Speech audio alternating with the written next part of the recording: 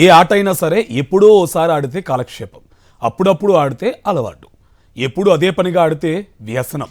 కష్టం లేకుండా కదలకుండా డబ్బు వచ్చేస్తుందన్న దురాశ అడ్డదారులు తొక్కిస్తుంది. ఈజీ మనీ కోసం ఆన్లైన్ బెట్టింగ్ వ్యసనాలతో ఎంతోమంది అప్పుల ఊబిలో చిక్కుకుంటున్నారు. ఆపై ఆ అప్పులు ఎలా తీర్చాలో దిక్కుతోచక నేరగాళ్లుగా మారుతున్నారు. బెట్టింగ్ యాప్ల ఆగడాలకు సామాన్యులు బలవుతూనే ఉన్నారు. తెలంగాణలో బెట్టింగ్ యాప్లపై నిషేధం విధించినా ఏదో ఒక కొత్త పేరుతో వచ్చి జనం జేబులు ఖాళీ చేస్తున్నారు. గతేడాది కంటే 2025 సంవత్సరంలో బెట్టింగ్ యాప్ల బాధితుల సంఖ్య 100% పెరగడం ఆందోళన కలిగిస్తుంది. బెట్టింగ్ యాప్ల అరాచకాలు కొనసాగుతున్నాయి.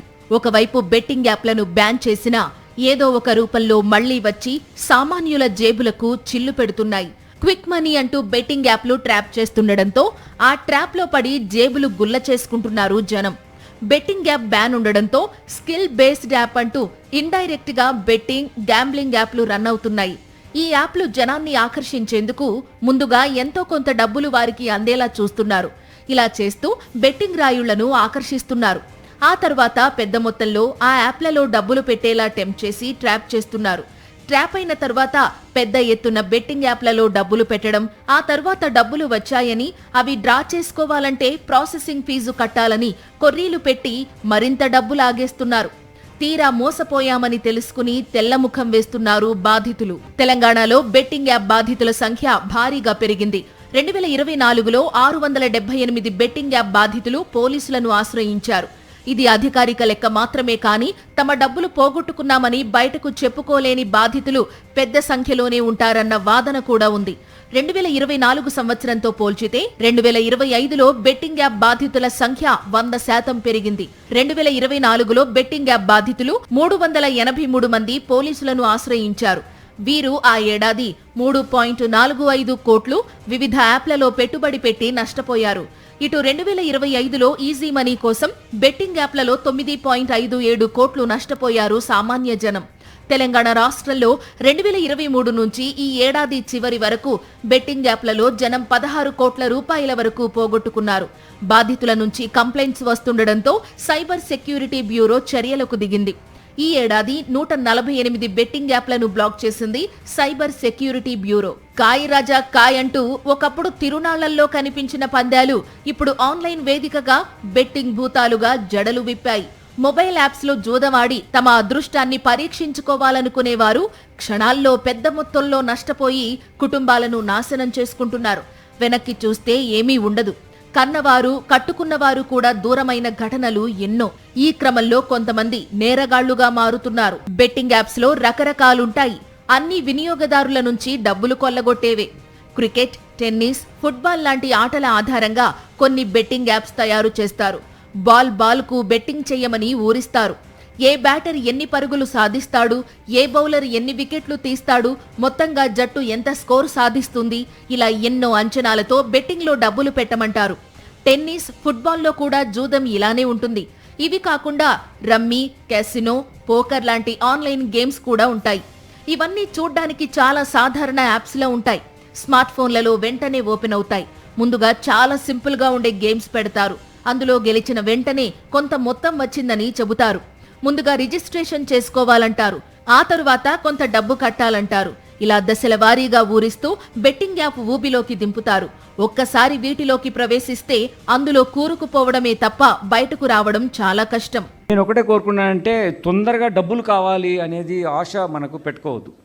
ఇది యంగున్న పిల్లలే జరుగుతుంది. ఇప్పుడు మేబీ అలాంటి వాళ్ళు మేము చేస్తలేము, వేరే యంగ్ పిల్లలు చేస్తున్నారు ఇదంతా. 2020లో 18లో వచ్చిన వాళ్ళు. దానికి కూడా ఏంటంటే సొసైటీలో ఉన్నటువంటి ప్రెషర్స్, ఈజీ మనీ కావాలా, అవి 1-2 సార్లు వచ్చేసరికి అదే వస్తాయని వెనక పడడము, తర్వాత పియర్ గ్రూప్ ప్రెషర్ వల్ల అరే నాకు వచ్చింది డబ్బులు అని చెప్తే ఇతను కూడా ఇన్వెస్ట్ చేయడము, చాలా హ్యూజ్ లెవెల్లో ఇన్వెస్ట్ చేసి నష్టపోతున్నారు. అది మేము కూడా చూసాము. బెట్టింగ్ యాప్స్ ను ముందే ప్రోగ్రామ్ చేస్తారు. అంటే ఈ బెట్టింగ్ గేమ్స్ లో ఎవ్వరూ గెలవరు. ముందుగా 100 రూపాయలు పెట్టమంటారు. 90 రూపాయలు గెలిచినట్టు చూపిస్తారు. అది కావాలంటే ఈసారి ఇంకాస్త ఎక్కువ మొత్తం పెట్టమంటారు. అలా మెల్లమెల్లగా మొత్తం లాగేస్తారు. గెలిచిన మొత్తం స్క్రీన్ పై చూపిస్తుంది తప్ప అకౌంట్లోకి రాదు. ఇలా తెలుగు రాష్ట్రాల్లో వేలాది మంది మోసపోతున్నారు. కొంతమంది ఆత్మహత్యలు చేసుకుంటుంటే మరికొందరు నేరగాళ్లుగా, హంతకులుగా మారుతున్నారు. టెక్నాలజీ ఎంతలా అభివృద్ధి చెందుతుందో ప్రత్యేకంగా చెప్పనవసరం లేదు. అయితే ఇప్పుడదే టెక్నాలజీ సాయంతో సైబర్ నేరగాళ్లు రెచ్చిపోతున్నారు. కేంద్రం బెట్టింగ్ యాప్ల కట్టడికి బిల్లు తెచ్చినా సైబర్ నేరాలు మాత్రం ఆగడం లేదు. బాధితులను నిండా ముంచేస్తున్నారు సైబర్ నేరగాళ్లు. పోలీసులు ఎన్ని చర్యలు తీసుకుంటున్నా మోసాలు జరుగుతూనే ఉన్నాయి. బెట్టింగ్ యాప్స్ బ్యాన్ కావడంతో సైబర్ నేరగాళ్లు ఇప్పుడు కొత్త పందాను ఎంచుకున్నారు.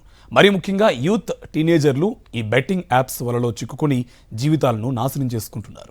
లక్షల్లో పెట్టుబడి పెడితే ఊహించని లాభాలు వస్తాయనే ఆశతో డబ్బులు పోగొట్టుకుంటున్నారు బాధితులు. కేంద్రం ఆన్లైన్ బెట్టింగ్ యాప్లపై జరిమానా విధించినా, ఆన్లైన్ గేమింగ్ బిల్లు తెచ్చినా ఇంకా కొన్ని బెట్టింగ్ యాప్లు చట్టవిరుద్ధంగా నడుస్తున్నాయి. ముఖ్యంగా విదేశాల నుంచి ఆపరేట్ అయ్యే యాప్లు చాలా ఉన్నాయి. ఇవి ఎలాంటి నిబంధనలు పాటించకుండా పన్ను ఎగవేస్తూ పనిచేస్తున్నాయి. దీనివల్ల యూజర్లు మోసపోతున్నారు, ఆర్థిక నష్టాలు ఎదుర్కొంటున్నారు. అంతేకాదు, కొందరు సెలబ్రిటీలు, ఇన్ఫ్లుయెన్సర్లు ఇలాంటి యాప్లను ప్రమోట్ చేయడం వల్ల యువత ఈ యాప్ల వైపు ఆకర్షితమవుతోంది. బెట్టింగ్ భూతాన్ని అరికట్టేందుకు కేంద్రం ఆన్లైన్ గేమింగ్ బిల్లు తీసుకొచ్చింది. అటు ఆర్థిక మంత్రిత్వ శాఖ చట్టవిరుద్ధ నిబంధనలు పాటించని ఆఫ్ షోర్ వెబ్సైట్లను బ్లాక్ చేసింది. అంతేకాకుండా వేల సంఖ్యలో బ్యాంకు ఖాతాలను ఫ్రీజ్ చేసి అందులో ఉన్న నగదును స్వాధీనం చేసుకుంది.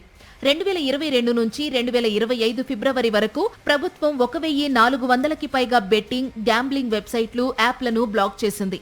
అయితే కేంద్రం ఎన్ని చర్యలు తీసుకుంటున్నా బెట్టింగ్ యాప్స్ నిర్వాహకులు మాత్రం వాటికి తూట్లు పొడిచేలా థర్డ్ పార్టీ యాప్స్ ద్వారా బెట్టింగ్ నిర్వహిస్తున్నారు. తెలంగాణలో బెట్టింగ్ యాప్ నిషేధం ఉండడంతో ఫేక్ లొకేషన్తో థర్డ్ పార్టీ బెట్టింగ్ యాప్స్ నిర్వహిస్తున్నారు. ఎక్కువ మొత్తంలో గేమింగ్లో పెట్టుబడి పెట్టేలా ఆఫర్లు ఇస్తున్నారు. డబ్బులు ఎక్కువగా వస్తాయనే ఆశతో బాధితులు అందులో పెట్టుబడి పెడుతున్నారు. అలా పెట్టగానే ఆ డబ్బులు బ్లాక్ చేసి విత్డ్రా కాకుండా చేస్తూ మోసాలకు పాల్పడుతున్నారు సైబర్ నేరస్తులు. యూత్కు వ్యసనంగా మారి వారిని నిలువునా దోచుకుంటున్న బెట్టింగ్ యాప్స్ను దేశంలో నిషేధించారు. అయినప్పటికీ అనేక మంది సినీ తారలు, యూట్యూబర్లు, పలువురు సెలబ్రిటీలు డబ్బు కోసం కక్కుర్తిపడి బెట్టింగ్ యాప్స్ ను ప్రమోట్ చేశారు. దీంతో తెలుగు రాష్ట్రాల్లోని అనేక మంది యువకులు ఈ యాప్స్ వలలో చిక్కుకుని సర్వస్వం పోగొట్టుకుని అప్పుల పాలై చివరికి ఆత్మహత్యలు చేసుకున్నారు. అనేక కుటుంబాలు విచ్ఛిన్నమయ్యాయి. పలు ఘటనల తరువాత తెలంగాణ సర్కార్ మేలుకొంది. అనేక మంది సెలబ్రిటీల మీద హైదరాబాద్లోని పలు స్టేషన్లలో కేసు నమోదు చేశారు. ఈ కేసులోకి కేంద్ర ప్రభుత్వానికి చెందిన ఆర్థిక నేరాల దర్యాప్తు సంస్థ ఈడీ రంగంలోకి దిగింది. హైదరాబాద్ పోలీసులు నమోదు చేసిన ఎఫ్ఐఆర్ ఆధారంగానే బెట్టింగ్ యాప్స్ ప్రమోట్ చేసిన 29 మంది సినీ సెలబ్రిటీలు, కంపెనీలపై ఎన్ఫోర్స్మెంట్ డైరెక్టరేట్ అధికారులు కేసులు నమోదు చేశారు. బెట్టింగ్ యాప్స్ ను ప్రమోట్ చేసి కేసుల్లో చిక్కుకున్న వారిలో సినీ నటుడు విజయ్ దేవరకొండ, దగ్గుపాటి రానా, మంచు లక్ష్మి, ప్రకాష్ రాజ్, నిధి అగర్వాల్, అనన్య నాగళ్ల, శ్రీముఖితో పాటు పలువురు టీవీ నటులు, యూట్యూబర్లు, సెలబ్రిటీలు కూడా ఉన్నారు. వీరందరిపైన కేసులు నమోదు చేసింది ఈడీ. వీళ్లపై తెలంగాణ గేమింగ్ యాక్ట్, ఐటీ చట్టంలోని వివిధ సెక్షన్ల కింద కేసులు నమోదయ్యాయి. ఈ బెట్టింగ్ యాప్ల వలలో పడి ఇప్పటికే అనేక మంది అమాయకులు ఆర్థికంగా నష్టపోయి ఆత్మహత్యలు చేసుకున్నారు. వనపర్తి జిల్లాకు చెందిన ఓ యువకుడు బెట్టింగ్ యాప్ల వల్ల 6 లక్షలు పోగొట్టుకుని మందలించిన తండ్రినే హత్య చేశాడు. కష్టపడకుండా రాత్రికి రాత్రే ఈజీ మనీ సంపాదించాలన్న ఆరాటమే బెట్టింగ్ వలలో ఎక్కువ మంది చిక్కుకోవడానికి ప్రధాన కారణమవుతోంది. చేతిలో స్మార్ట్ ఫోన్ అందుబాటులో ఉండడం, వెబ్సైట్లు, యాప్ల ద్వారా సులభంగా ఆడే సదుపాయం ఉండడంతో ఎక్కువ మంది దీనికి ఆకర్షితులవుతున్నారు. సరదాగా బెట్టింగ్ కాయడం మొదలుపెట్టి చివరకు బానిసలుగా మారుతున్నారు. బెట్టింగ్ దందా అరికట్టేందుకు పోలీసులు ఎన్ని చర్యలు తీసుకుంటున్నా ఈ జాడ్యం అంతకంతకు విస్తరిస్తోంది. బెట్టింగ్ రాయుళ్లను అరెస్టు చేసి జైలుకు పంపుతున్నా వీరు మారడం లేదు. జైలు నుంచి విడుదలైన తర్వాత కూడా తమ దందాను కొనసాగిస్తున్నారు. ముఖ్యంగా ఈ బెట్టింగ్ యాప్ల బారిన పడి జీవితాలను నాశనం చేసుకునేది పేద, మధ్యతరగతి వారేనని చెప్తున్నారు నిపుణులు. విద్యార్థులు, యువత ఈజీ మనీ కోసం కష్టపడకుండా డబ్బు సంపాదించాలని బెట్టింగ్ యాప్లను ఆశ్రయిస్తున్నారని అంటున్నారు. దీనికి తోడు పెద్ద పెద్ద సెలబ్రిటీలు సైతం ప్రమోషన్లు చేయడంతో బెట్టింగ్ ఆడి మోసపోతున్నారు. పీకల్లోతు అప్పులు చేసి తీర్చే దారి లేక ఆత్మహత్యలు చేసుకుంటున్నారు బాధితులు. దీంతో బెట్టింగ్ యాప్లు క్లోజ్ అయ్యేలా చూడాలని అంటున్నారు బాధిత కుటుంబ సభ్యులు. ముందుగా మురిపించి తరువాత నిండా ముంచేసే బెట్టింగ్ కు దూరంగా ఉండాలంటే సెల్ఫ్ కంట్రోల్ అనేది ఇంపార్టెంట్. బెట్టింగ్ చేసే నష్టాన్ని గుర్తెరిగి దాని జోలికి వెళ్లకుండా ఉండడం ఉత్తమం. పోలీసులు ఎప్పటికప్పుడు బెట్టింగ్ ముఠాల ఆట కట్టిస్తున్నా తల్లిదండ్రులు జాగ్రత్త వహించడమే చాలా కీలకం. ప్రజలు కూడా బెట్టింగ్ గురించి సమాచారం అందితే వెంటనే సైబర్ క్రైమ్ పోలీసులకు ఫిర్యాదు చేయాలి.